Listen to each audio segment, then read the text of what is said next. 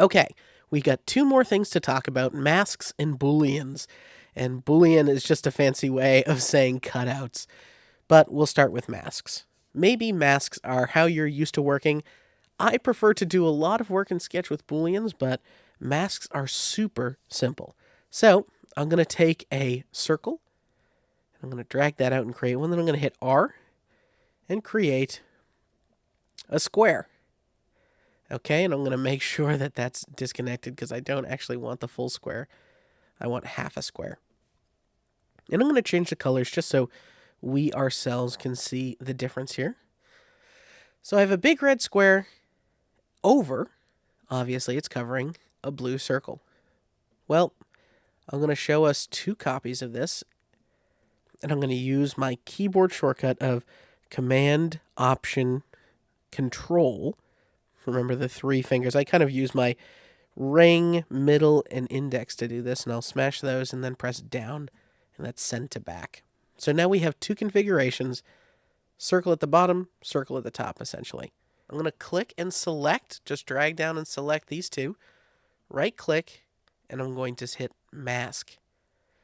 So what we have here is the bottom object masks the object above. That might be a little bit different how you're used to thinking about it, but it does work a little bit more like a clipping mask where the object at the bottom, the circle, is hiding the square. We'll do the same thing here, and we'll mask.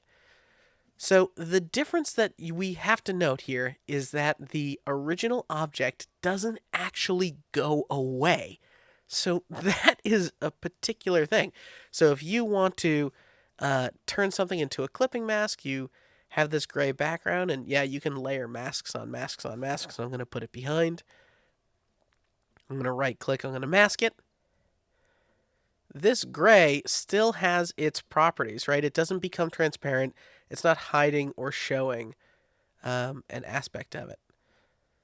So you can still see the gray. Now, let's do some editing of these masks. You'll notice in our layers palette, these became groups.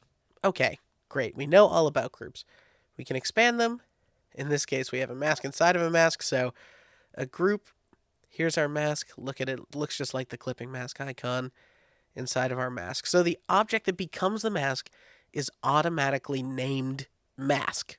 Okay, that's simple enough. Well, what if you don't want it to be a mask anymore? Can you select it all and say unmask? No. Oh boy, what do we do? Okay, well, there's a couple things to do. We can delete it from the layers palette, but maybe we don't want to do that. Maybe we still want the object. Well, from the layers panel, you can right click a mask and essentially just untoggle the word mask. And if you do that, it becomes not a mask anymore. I'll do the same thing for this guy down here. Uncheck. And so these are back to being a mask. It didn't destroy the group. Everything is still grouped. And I'll show you this. This is a little fun thing I like to do. I'll select the group that contains everything. I'll hit Command Shift G. And that's the opposite of Command G. So if Command G groups, Command Shift G ungroups. And I'm going to do it again. There we go. Now everything's nice and flat and back out. If you take an object that is in a mask and I ungroup it,